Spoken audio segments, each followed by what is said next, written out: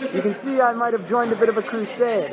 What's up, guys? It's Avenging Ben. We are here at the Elks Lodge. BCW Return to Friday the 13th has just wrapped up. But before we head home, we have a little bit of business to take care of. Ladies and gentlemen, as promised on our Facebook page and our Twitter, Mr. Darius Carter. The pleasure's entirely yours. There you go. The puppets clapping their hands. Gotta love it. For those of you who don't know who I am wrestling's richest prize. I am the Tier 1 Wrestling World Heavyweight Champion, and I am the greatest thing you've ever seen. Thank you. Thank you. All right, Darius, when we announced that you were going to be on the show, we got questions aplenty, so we're just going to start off with probably the most recent development. How did it feel winning Runnin Radio's Heel of the Year award this past Wednesday night on their live Smarky Award show? Okay, here's the thing, all right? When you have a successful year, when you say you're going to do things and then you deliver, you get rewarded. So imagine me hearing that I'm winning this award and that award, I'm Heel of the Year, Gimmick of the Year, Feud of the Year. These are all awards that I've won. You said the Heel of the Year award for Smarkies. I won Feud of the Year. I won Best Gimmick of the Year for the Crusade for Change. And then, of course, I still have Warriors of Wrestling awards that I'm still in the process of winning as well. So it's a beautiful thing. I mean, this is what you work for. All right, by the end of the year, you're supposed to have people contacting you, tell you how good you do, telling you how successful your year was. That's what it's about. And I'm actually setting more room in my trophy case right now for the trophies that are coming. So. Must be a very large trophy case. It's a very large trophy case indeed. All right, so the next question is a question from us here at the show. It may be a very long story, but how did you get your start in wrestling? Did you have any formal training? Was it something you always wanted to do? How did you get your start? I started back in, this was BWO, Body Slam Wrestling Organization, Hasbrook Heights, November 2008. So I'm almost 8 years in.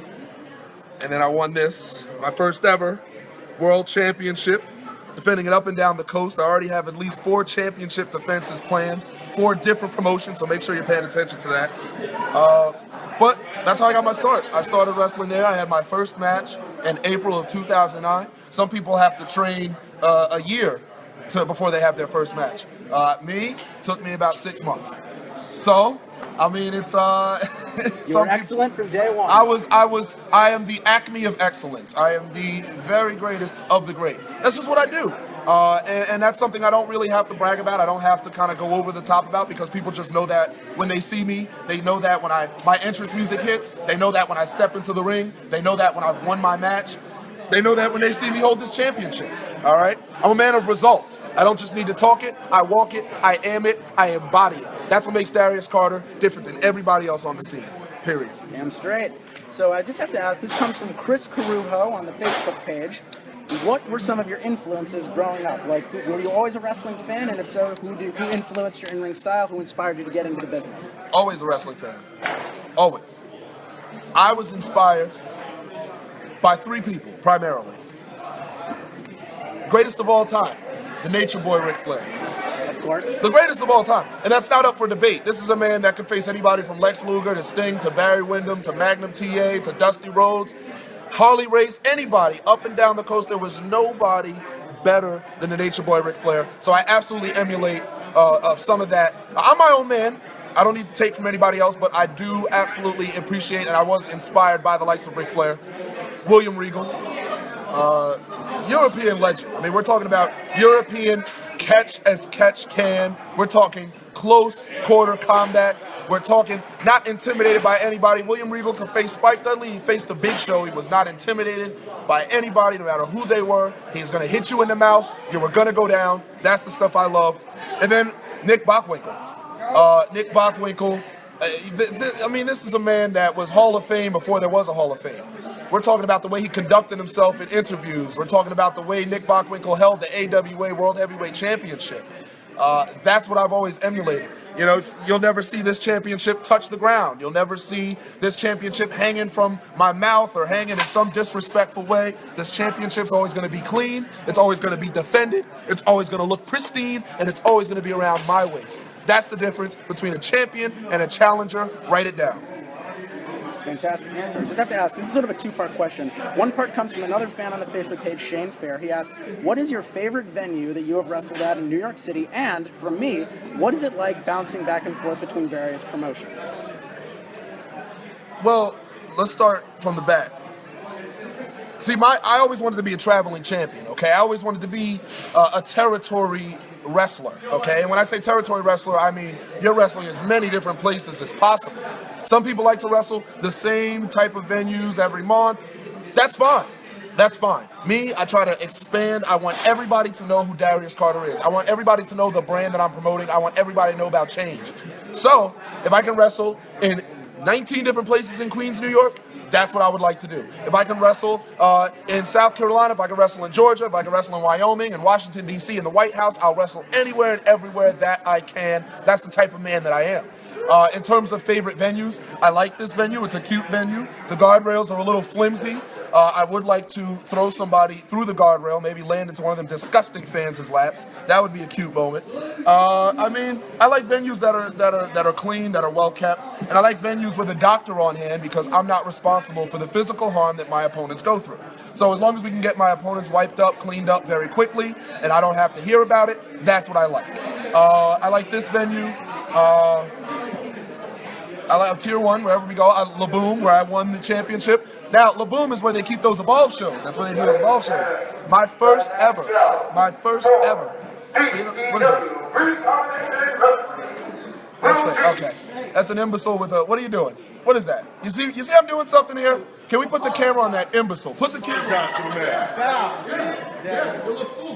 Sorry. Dickhead. Zoo animal. That's what he is. He's like, well, you know what you went through the yeah, no, I know you apologize. What was that thing? What you would go through before the safaris or the safari before when you go to Six Flags and the monkeys jump on your car and they throw defecation all over your car? That's what that is. Insulting. Unbelievable. You need to return that megaphone where you stole it from because you certainly didn't buy it. Anyway. I forgot what the question was. This man You're talking about the Tier 1 wrestling. Tier 1 wrestling, yeah. Evolve? Correct. So La Boom is where I won this championship, my first ever time in La Boom. And I beat Sonny Kiss on his birthday. I gave him something that his family never gave him, and that was an incredible gift. That's what I did. I put that man in the history books. Sonny Kiss is welcome. Hi, Sonny. Hi, Sonny. Now, I gotta feel, who do you feel in your long, illustrious career has been your toughest opponent? Clearly, you can beat anybody. I can beat anybody. But who would you say gave wrestling's richest prize the biggest run for his money? Who would you say it was? Well, it certainly wasn't Bull James. Whoa. And it wasn't Papa Don. Although I had a nice little match with Papa Don. Who was toughest in the ring ever? Dan Moff. Ooh, yep. Daniel. Chopping me in my back. He's a very cruel man if you haven't met Daniel. They cheer for him and they like the Puerto Rican thing that he has and the wepa or whatever he does. But Dan Moff would definitely be one of the, if not the toughest individual that I've faced. I mean, Eddie Kingston was tough. Homicide was tough. The thing is, though, is who cares who's tough? It's all about who wins. You can be tougher. You can be stronger. You can be quicker. You can be more athletic. But you can't be me. Ha! And that's the difference. I win. I'm a champion. I don't care who's tough. I don't care who hits hardest. I don't care who throws me into the wall the hardest. I don't care who punches me, kicks me, stomps me the hardest. At the end of the day, you can't take this from me because I'm a certified, bona fide champion. Thank you. Champion indeed. Now, I have to ask, from a character perspective, you are probably one of the most, for lack of a better word, evil, most... What? Come on. Look at that smile. It's pure evil. And this is coming from a big fan. Well, answer the question. What do you feel is the most important aspect of portraying more or less a villainous character in front of the audience, unless this is 100% your personality?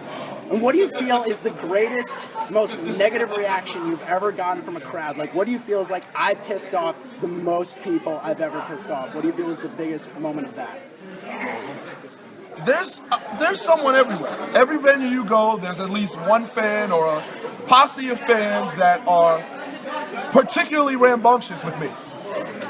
when I make my entrance, okay, I walk around all four sides, and there are fans that try to touch me as they're cursing me off. So they want to be me. You understand what everybody, and there's a saying that I've heard. They say that everybody wants to throw eggs at the man in the limousine, but at the end of the day, they want to be the one in the limousine. You understand? It's jealousy. I dress better, I look better, I talk better, I wrestle better. They're envious. Oh yes, it's envy. Some people will admit it, and some people it's subliminal, but I draw envy. I make people jealous. And that's why they hate me. That's why they loathe me. That's why they're disgusted by me, because at the end of the day, no matter where they bought a suit, no matter how much they trained, no matter who they knew, they could never hold a candle to that which is wrestling's richest prize, Mr. Darius Carter. So you want to say that I'm evil. You want to say that I'm villainous. You want to say that I do things the wrong way. But here I am, Tier 1 Wrestling World Heavyweight Champion. Here I am, a 366-day championship holder of the the Warriors of Wrestling No Limits Championship. I win a title, I hold it for a long time. I don't hot potato championships. I don't transition championships to somebody else. I make brands, I build brands, I become the brand. And that's what makes people hate me. That's what makes people despise me. That's what makes people loathe me. So sure, I'm a villain. I'm absolutely a villain. And I'd rather be your villain than be your hero. I don't want your cape. I don't want your applause. I don't want your praise. I don't want your claps. I don't want anything from you because nothing that you give me can compare to what I can give myself. Write that down too. Two more questions. We're just going to wrap this up, sir. As the father of change, do you see yourself as a true veteran in the locker room? This comes from a friend of the show, The Law, Ray Raymundo, the new General Admission Wrestling Podcast Heavyweight Champion. This comes from Ray Raymundo. Do you see yourself as a true veteran in the locker room?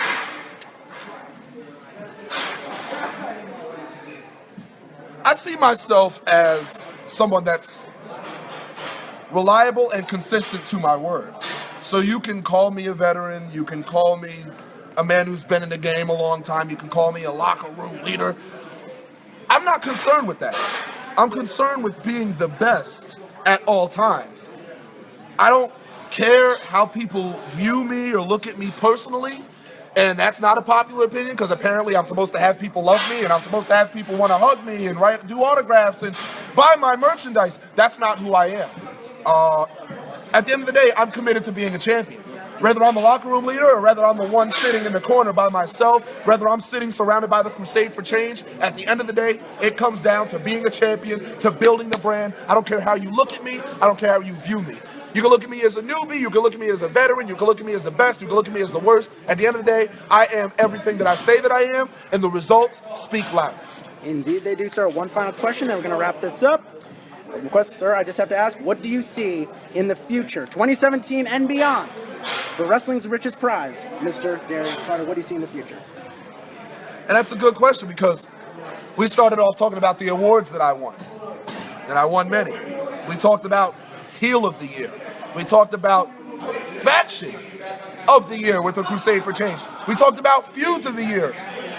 Everything that I did, everywhere that I went, I made an impact. Whether it's BCW, whether it's Warriors of Wrestling, whether it's Battle Club Pro, whether it's Tier 1, of course, whether it's World's Finest Wrestling, everywhere I go, you're talking about me. You can act like you don't care. You can act like you don't like me. You can act like I make your life miserable. But at the end of the day, I am a discussion point. I am the discussion point. I'm the reason that you raid your mother's drawer to get your $10 to buy your ticket to watch me. You're welcome. That's the answers to your question. All right, Thank sir. you. Before we sign off, would you like to say anything to the people watching on Facebook Live?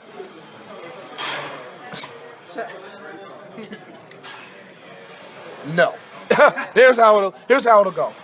To find Darius Carter, you go on Facebook.com/Mr. Darius Carter. My fan page is Facebook.com/Wrestling's Richest Prize.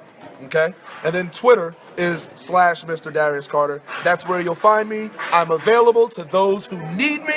Do not message me if I don't know you. Do not send me these love letters of how great you think I am, how great of a character you think I am, how wonderful I deliver on my promises. I don't want your fan mail. I don't want sycophants lining up my mailbox. So do not talk to me if I do not invite you. But if you run a promotion and you're worth something and you want to book Mr. Carter, open up your wallet and we can talk.